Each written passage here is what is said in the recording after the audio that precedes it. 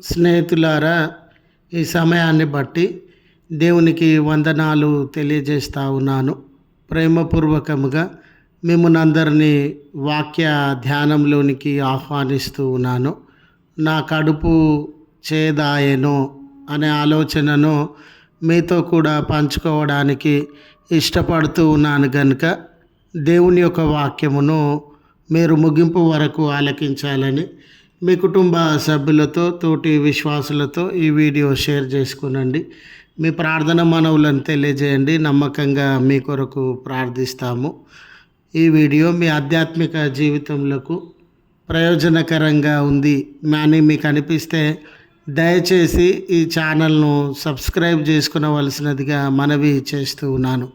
లేఖనము ప్రకటన గ్రంథము 10వ అధ్యాయము 10వ వచనము. నేను దానిని తినివేసిన తర్వాత నా కడుపుకు చేదాయను. స్నేహితులారా, ఈ జీవిత ప్రయాణంలో కష్టములు, నష్టములు, కన్నీళ్ళు, సంతోష ఆనందములు ఈ రెండు కలయికతో ఈ జీవిత ప్రయాణము ముందుకు సాగడాన్ని మనము గమనిస్తాం. అయితే ఈ జీవిత ప్రయాణంలో చాలామంది అనుకునే విషయము ఏమిటంటే, దేవుణ్ణి సమీపించినప్పుడు, దేవుని అందలి విశ్వాసము, భక్తి, శ్రద్ధలతో జీవించినప్పుడు ఎటువంటి కష్టాన్ని, నష్టాన్ని అనుభవించకుండా ఆశీర్వాదములతో, సంతోష ఆనందములతో జీవిస్తాము అనే ఆలోచన కలిగినటువంటి వారంగా ఉంటాం. చాలా వరకు మనకు బోధించుచు ఉన్న నేటి బోధకులు కూడా యేసు ప్రభుల వారి యందు మీరు విశ్వాసం ఉంచినట్లయితే ఏ కష్టము, ఏ సవాలు, ఏ శ్రమ మీకు రాదు, మీరు అనేక రీతులుగా దీవింపబడతారు అనే ఆ అబద్ధ బోధను చేయడాన్ని మనము గమనిస్తాం. అయితే జీవిత యాత్రలో కష్టములు, సంతోషములు ఈ రెండు కలయికతో ఏ రీతిగా జీవితము ముందుకు సాగుతూ ఉన్నదో అదే రీతిగా స్నేహితులారా, మన విశ్వాస జీవితము క్రైస్తవులంగా మనము జీవించుచు ప్రభువునకు నమ్మకమైనటువంటి శిష్యులముగా ముందుకు సాగుతూ ఉన్నటువంటి వేళ మన జీవితంలో కూడా ఆయన సాక్ష్యాన్ని బట్టి, ఆయన వాక్యమును బట్టి, ఆయన కొరకు జీవించే ఈ జీవితంలో సంతోషకరమైన సందర్భాలు, దుఃఖము, అవమానము, నిందలు, భారములు వీటన్నిటినీ భరించేటటువంటి అవకాశం కూడా ఉండింది. చదవబడిన లేఖన భాగంలో యోహాను భక్తుడు లేఖనములను చదివిన సందర్భంలో, వాటిని అర్థం చేసుకున్నటువంటి సందర్భంలో దేవుని యొక్క మనసు ఏమిటో ఆయన గ్రహించగలిగినాడు. రక్షణ మార్గము ఏమిటో ఆయన గ్రహించగలిగినాడు. పరలోక సంబంధమైనటువంటి మర్మములు ఏమిటో ఆయన గ్రహించగలిగినాడు. జీవితము విలువ, జీవిత గమ్యము, జీవితం యొక్క ఉద్దేశములను ఆయన తెలుసుకొనగలిగినాడు.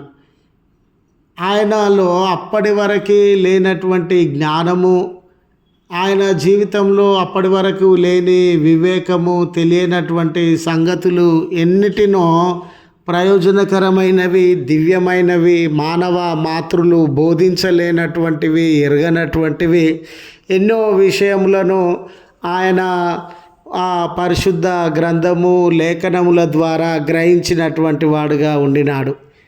అది ఆయన నోటికి చాలా తీపిగా, మధురమైనటువంటిదిగా ఉండింది. అయితే ఏ విషయాలనైతే ఆయన గ్రహించినాడో, ఏ సత్యాన్ని, సువార్తను అయితే ఆయన గ్రహించినాడో, ఆయన ఇతరులకు చెప్పడం ప్రారంభించిన తర్వాత చూడండి, పాపం కానీ, క్షమాపణ కానీ, దేవుని త్యాగం కానీ ఇవన్నీ సువార్త రూపంలో అతడు గ్రహించినాడు కనుక ఇతరులకు చెప్పడము ప్రారంభించిన తర్వాత అనేక అవమానములను, వ్యతిరేకతలను, దాడులను, తిరస్కారములను ఆయన అనుభవించినటువంటి వాడుగా ఉండినాడు.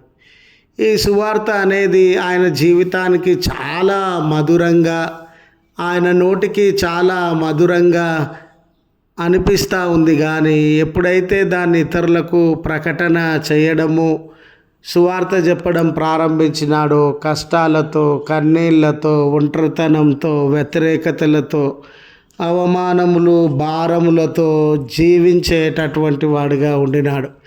గనుక తన సొంత అనుభవంలో ఎప్పుడైతే అది ఆ లేఖనము లేదా సువార్త అనేది నా నోటికి మధురంగా ఉంది కానీ నా కడుపుకు అది చేదాయను అనే సంగతి ఆయన అనుభవించినటువంటి శ్రమలను, బాధలను తెలియజేస్తూ ఉంది. గనుక స్నేహితులారా, ప్రభు కొరకు మనము జీవించుచు ఉన్నప్పుడు కేవలము సంతోషదాయకమైన అనుభవములను, సంఘటనలను మాత్రమే ఊహించుకోకుండా దీనిలో శ్రమలున్నవని, అవమానములున్నవని, వ్యతిరేకతలు, నిందలు కూడా ఉన్నవని గ్రహించినట్లయితే మనం విశ్వాసంలో బలపడగలమని గుర్తు చేస్తూ ఈ మాటలను ముగిస్తా ఉన్నాను.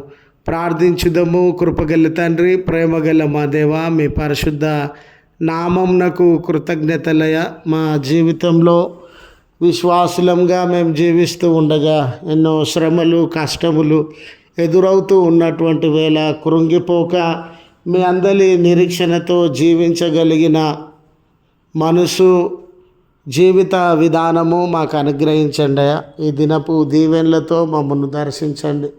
శ్రమలేమి, కష్టములేని, బంధకములేమి, ఒంటరితనములేమి, అవమానము, అనారోగ్యములతో ప్రత్యేక ప్రార్థన సహాయం అడుగుతూ ఉన్న బిడ్డలందరి కొరకు మేము ప్రార్థిస్తుండగా మీ హస్తములను వారి ఎడల చాచి మీ కార్యములను జరిగించమని, ఈ దినము ఆయా కార్యములలో నీ ప్రియబిడ్డలు నిమగ్నమై ఉండగా విజయవంతంగా ఆ కార్యములను జరిగించడానికి మీ కృప దయచేయమని ప్రార్థన చేస్తూ ఉన్నాం. బర్త్డేస్ అని, వెడ్డింగ్ యానివర్సరీస్ అని కృతజ్ఞతతో మీ వైపు చూస్తూ ఉన్న బిడ్డలను దీవెనలతో నింపుమని క్రీస్తు పేరట వేడుకొనుచు ఉన్నాము తండ్రి. ఆమెన్. తండ్రి, కుమార, పరిశుద్ధాత్మ త్రియేక దేవుని దీవెన మనకు తోడై ఉండి మనలను కాపాడునుగాక. ఆమెన్.